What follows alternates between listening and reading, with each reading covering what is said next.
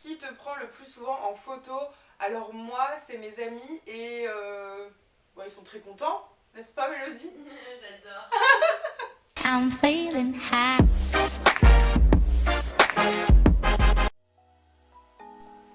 Ah, il fallait que je vous dise avant de commencer la vidéo, j'ai une application qui s'appelle Ticia, donc si vous ne voulez ne rien rater de mes vidéos, de mes photos Instagram, allez la télécharger, elle est disponible partout, pour tout le monde. Je vous le dis tout de suite parce que voilà, en ce moment les vues c'est pas la folie, hein, on n'est pas en mode turn up, donc voilà. Yo! Salut tout le monde, j'espère que vous allez bien. Aujourd'hui on va parler photo, comment je suis devenue photographe, le matériel que j'utilise, qu'est-ce que je conseille pour un petit budget, des questions qu'on me pose vraiment ultra souvent. Du coup j'ai posté une photo sur Instagram qui est celle-ci. Et je vous ai demandé de me poser des questions par rapport à la photo, mais également à la vidéo parce qu'on me demande de plus en plus de conseils par rapport au montage, etc. Si vous n'avez pas vu toutes les vidéos par rapport à la photo que j'ai pu faire, et notamment la dernière où je vous propose 10 astuces pour sublimer vos photos, n'hésitez pas à aller regarder dans le petit i, je vous ai fait une playlist et il y a tout dedans. Donc voilà, si vous kiffez la photo, allez voir. Avant de répondre à vos questions, j'ai envie de vous présenter deux sites que j'aurais adoré personnellement découvrir quand j'étais en études et qui malheureusement soit n'existaient pas, soit je ne les connaissais pas. Il y a tout d'abord Filmora. Filmora, c'est un logiciel de montage. Et c'est vrai qu'au début de mes vidéos, le montage c'était pas trop ça. Parce que j'utilisais des montages qui étaient gratuits mais qui malheureusement n'avaient pas beaucoup de capacité au niveau des effets, au niveau des transitions. Et Filmora m'a contacté pour que je teste tout d'abord leur logiciel et qu'ensuite je vous en parle. Et c'est ce que je fais aujourd'hui puisque j'ai pu bien tester le logiciel. Et d'ailleurs Ashley, si vous suivez ses vidéos et notamment ses vlogs, fait toutes ses vidéos avec ce logiciel là.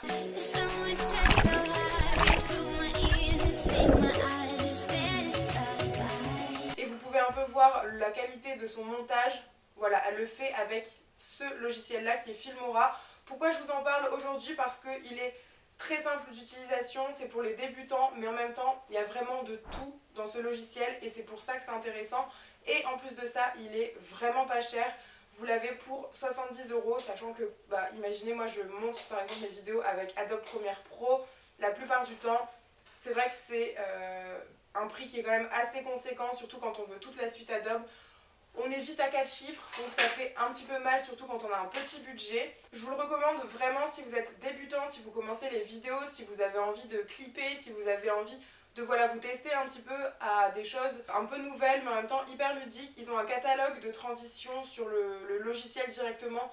Vous pouvez faire plein de trucs, des zooms, des transitions. Bon, après, il y a des trucs un petit peu bizarres, des fois, il faut mieux pas s'en servir parce que des fois ça peut être un peu too much, mais honnêtement le logiciel est vraiment très complet. Donc je vous laisse aller voir dans la barre d'infos si ce logiciel vous intéresse, si vous avez envie de le tester. Il est vraiment très bien, je me répète, et surtout en ce moment il est en promo, donc allez checker ça. Je sais aussi qu'ils vendent des packs pour encore plus d'effets, tout est dans la barre d'infos. Voilà, c'est cadeau, ça fait plaisir. Il y a Mélodie qui est dans la pièce d'à côté. Et Roméo, elle essaye de le garder en place, mais il fait que des conneries. Du coup, elle fait Roméo. Ensuite, il y a Udemy qui est une plateforme mondiale qui va vous permettre de développer des compétences que vous avez déjà ou que vous avez envie de développer grâce à des formations avec des thématiques vraiment très variées. Ça va aller de l'art avec le dessin, la photographie par exemple, mais aussi le bien-être, le business, le marketing, la musique, les langues, le développement personnel, enfin voilà, vraiment plein de choses. Et ils sont donc venus vers moi en me proposant de tester la formation de mon choix. J'ai donc choisi la formation photographe débutant pour pouvoir vous en parler et pouvoir vous dire si c'était bien, si c'était intéressant, si vous avez envie de vous mettre à la photo et de savoir un petit peu les techniques par rapport à l'ouverture, au diaphragme, à la vitesse d'obturation, à la profondeur de champ. Tous ces mots qui sont un petit peu difficiles à ingurgiter comme ça, eh bien la formation va vous permettre de tout comprendre, que ce soit aussi au studio, à la lumière. Voilà, c'est vraiment pour les débutants, donc si vous êtes déjà un petit peu confirmé, ça va pas vous intéresser. Par contre, si vous n'y connaissez rien, si Si voilà, vous voulez vraiment avoir des bases solides pour commencer à faire des photos de qualité, c'est vraiment super intéressant. La formation est disposée en plusieurs séquences, donc c'est très bien fait avec des petits A, petits B, petits C, c'est très clair. En plus de ça, il y a des cours à l'écrit mais aussi en vidéo, donc c'est pareil si vous avez envie juste d'écouter quelqu'un parler et donner des petits conseils, des petites astuces, et en même temps pouvoir un petit peu checker votre appareil photo pour régler comme il vous dit de le faire, et bien c'est possible aussi, donc je trouve ça très chouette. Et en plus le monsieur, il est sympathique, il a une voix cool, bref, il est comme ça. Et à chaque fin de séquence, vous allez avoir un petit exercice ou alors des petites questions auxquelles répondre pour voir si vous avez tout bien compris. Vous avez aussi un espace questions-réponses où on vous répond plutôt très rapidement. Donc ça c'est aussi très cool. Si vous avez la moindre question, hésitation, vous pouvez demander directement au professeur de la formation et ça c'est vraiment chouette. Et ensuite à la fin il y a aussi une formation avec Adobe Lightroom et honnêtement ça c'est très cool parce que moi au début j'ai été très très longue à commencer Lightroom, ça fait même pas un an que je l'utilise. Avant c'était uniquement Photoshop, mais c'est vrai que Photoshop j'adore, c'est très cool pour la retouche de peau. Mais au niveau de la colorimétrie, je trouve que c'est beaucoup plus intéressant de passer sur Lightroom pour donner l'ambiance qu'on veut à sa photo. Et donc ça c'est vraiment le feu. Et c'est pareil, je vous mettrai tout ça dans la barre d'infos. Je pense que j'ai rien oublié. Ils ont aussi une chaîne YouTube, donc n'hésitez pas à aller checker, c'est pareil. Ça peut toujours vous aider. Maintenant, je vais répondre enfin à vos questions par rapport à la photo. Donc, on y va, c'est parti. Quel appareil conseilles-tu pour faire des vidéos paysages vlog? Alors, j'ai mon appareil, moi, qui est juste là. C'est le Sony A6500 avec un objectif 10-18, un format un peu plus grand angle où vous allez voir un peu plus la pièce de façon beaucoup plus large. Donc j'aime bien cet objectif pour le vlog parce que ça me permet de pas, par exemple quand je fais du face cam, qu'on voit pas que moi mais qu'on voit aussi ce qui se passe autour de moi. Alors est-ce que je le conseillerais? Pas nécessairement parce que c'est vrai que c'est un budget, par exemple pour ces deux là j'en ai eu pour 1700 € je crois, donc c'est quand même un gros budget et je suis bien consciente que tout le monde n'ait pas ce budget hein, parce que voilà. Si vous avez envie de commencer du vlog et que c'est vos tout débuts, franchement, prenez le Canon G7X Mark II. Il y a des slow motion que vous pouvez faire. Vous savez, c'est l'effet ralenti qui est super bien sur le G7X Mark II. C'est pareil, Ashley fait ses vlogs avec celui-là et honnêtement, la qualité n'est pas du tout dégueulasse, bien au contraire. As-tu fait des études de photo? Quels sont les youtubeurs photographes qui t'inspirent le plus? Voilà, sinon j'aime trop ce que tu fais. Merci. Alors, j'ai pas fait d'études de photo personnellement parce que pour moi, c'est pas une formation qui va donner le talent par rapport à la photo. On peut avoir toutes les techniques du monde. Si le talent et l'œil n'est pas là, ben... Donc je dirais que c'est pas forcément la peine de faire des études de photographie, même s'il y a des très bonnes écoles qui vont vous aider à vous pousser dans vos idées, dans la création de vos projets, donc ça c'est très cool, mais sinon c'est vraiment pas nécessaire et moi non, j'ai pas fait des études liées à la photo. Et donc quels sont les youtubeurs photographes que je suis? Je suis 3 chaînes par rapport aux photographes qui sont sur YouTube. Jessica Kobesi, je sais pas exactement si je le dis bien, j'adore la suivre par rapport à ses vlogs où elle nous emmène avec elle en shoot, je trouve ça super intéressant et elle a fait aussi des genres de workshops où il y a un seul modèle et 3 photographes différents et bah, on voit que alors que c'est la même ambiance, la même personne, le même modèle, etc., mais les photos sont complètement différentes, sous un angle de vue complètement différent et ça, j'adore regarder ça sur sa chaîne. Ensuite, il y a un photographe, je sais plus son nom ni le nom de sa chaîne, mais en fait, il fait pas mal de photos un petit peu dans la rue, même complètement dans la rue, avec du Polaroid, de l'argentique. J'adore sa façon de filmer, de vlogger, c'est hyper dynamique. On voit directement les photos qui sont incrustées dans la vidéo, j'aime beaucoup. Tu pourrais nous donner des astuces de pose pour les photos ou de décor? Je sais pas, par exemple, le profil que vous préférez. Moi, je sais que j'ai pas forcément de profil préféré, mais il y en a qui détestent leur profil ou qui détestent faire des photos de face. Je conseille toujours quand je fais des photos, c'est parce que c'est un air que j'aime bien, mais je demande toujours d'ouvrir un petit peu la bouche, de serrer là.